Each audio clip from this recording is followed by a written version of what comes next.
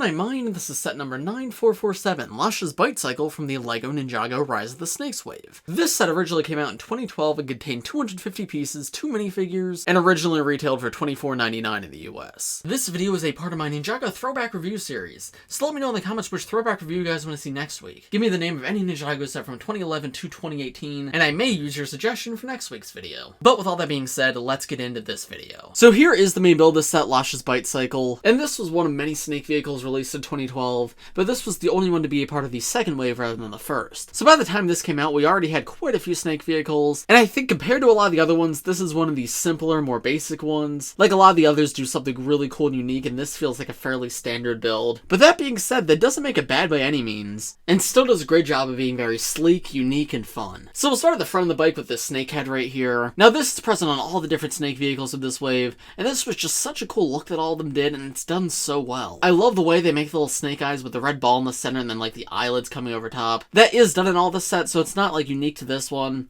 but man, does it look fantastic in every single one of them. There's also little fangs coming down from the front, as well as stickered pieces to represent like snake scales. The angles are pretty impressive too, especially for 2012. Like the way the center piece fits in there is really nice. It just helps make it all look a lot more dynamic, a lot less blocky. And yeah, you can see the other side's pretty much exactly identical. I do think it looks a little bit awkward for the front. I wish there was a little bit more here to fill this in, but it's not a huge deal. It still looks fine. And then maybe a sticker of this green piece could have looked nice, but honestly it still looks fine without it. This entire head can be hinged up too, so you could pose the bike in different ways. With it hinged up though, you can see the little wheel that's underneath. That's mostly hidden most of the time, and it does look a little silly like this, with how tiny it is compared to the back wheel, but when the face is down it works. It fits in like absolutely perfectly. Then coming to the seating area, you can see there's 2 stickered console pieces. These are just like standard electronic console designs that LEGO uses, but recolored to be more like snake themed, and again I feel like that fits perfectly. Then there's a pretty spacious area for a snake to sit. Obviously it's meant for Lasha that comes in this set, but you could put another character there too if you wanted to. So there's how Lasha looks actually like sitting in the seat of the bike, and there's a look at him from the other side. But if you prefer for him to stand while riding the bike, that works too. On the sides there's 2 clips hold accessories. I always love when sets include things like that. I know when I was a kid playing with this set I really appreciated that. I would always include Lasha's weapons here. But by default in this one clip you have the Venomari fang blade, and on the other you have a stick of dynamite, both of which are of course removable. Then coming out of the back we have these trans purple fire pieces which look amazing. They were used in a few of the other snake vehicles,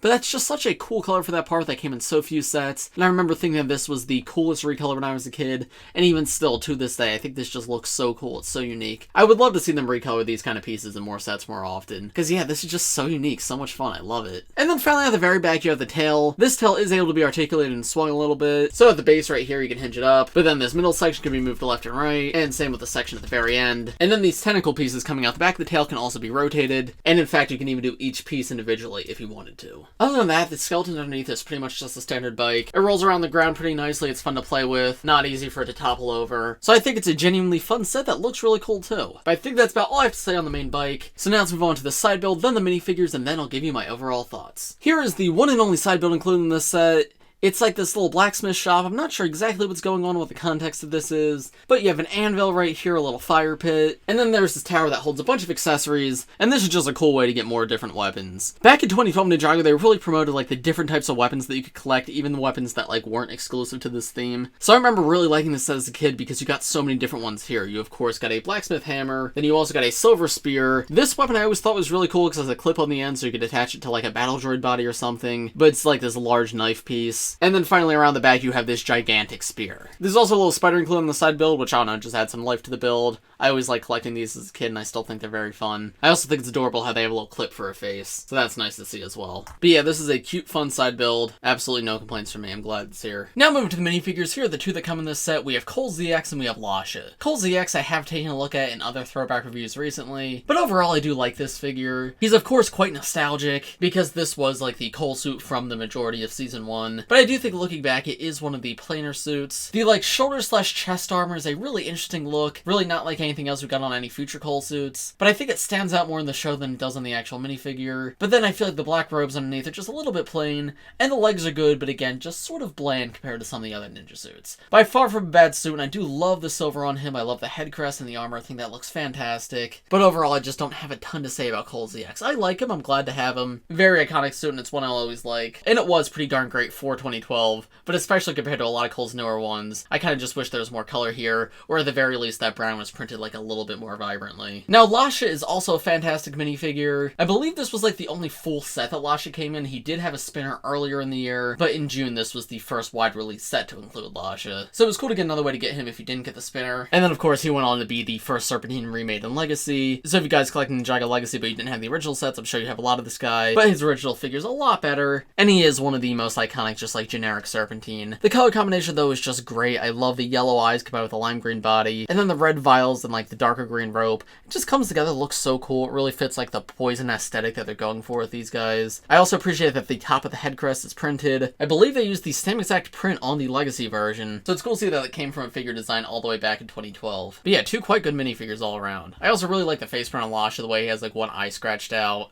That's really cool, and the 4 eyes total also makes them quite unique. In terms of accessories, in addition to the 4 that are on like the side build in this set, Cole comes with 2 katanas, a black katana and a golden katana, which you can see is on his armor around the back. Yeah, there you go, there it is. While Lasha comes with the Venomari fang blade, which you saw attached to the vehicle earlier, and that's a very simple little build. It's a lightsaber hilt, a silver tooth piece, and then the printed Venomari symbol on the bottom, which was used on the Venomari staff. Not the most show accurate, but close enough. And while they weren't the best collectibles because they were able to be made using just parts from your own collection, they were a pretty big part of the show, so it was nice to see them come in sets. There they are with the armor and mask removed, so you can see Cole's full face print. It's his original face print from 2012, which is alright for the time, but obviously, yeah, there was better ones after this. And then there's the lack of any alternate faces, as well as the back torso prints. Cole's back torso print actually pretty good. I really love his original symbol there. And Lasha's is nice as well. It matches the same aesthetic as the front, and especially when you have like the head crest on, it fits perfectly. So yeah, quite like both of these guys. Now, I believe this was the only second half of the year set that did not come with any new minifigures. Both these figures did come in first half of the year sets. So for that reason, I think this set was less interesting to a lot of people, but even still, I don't think that makes it bad. One more Serpentine in here, though, would have been nice. Maybe like Lazaru, because he didn't come in any sets, he only came in a polybag. And so, what are my overall thoughts on this set? Overall, I like this set. I think this is really good for the time. It perfectly meets that $25 price point, doesn't feel too big, doesn't feel too small, but it absolutely does feel worth your money. The snake vehicles are always very fun, and while the other ones are all more interesting,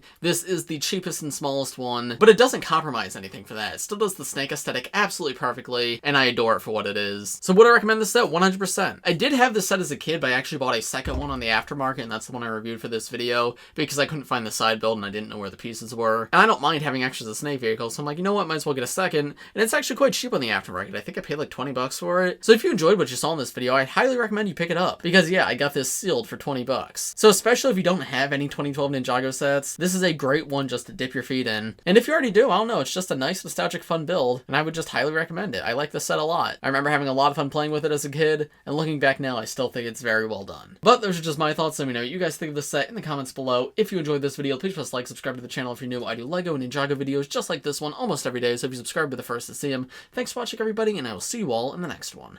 Bye!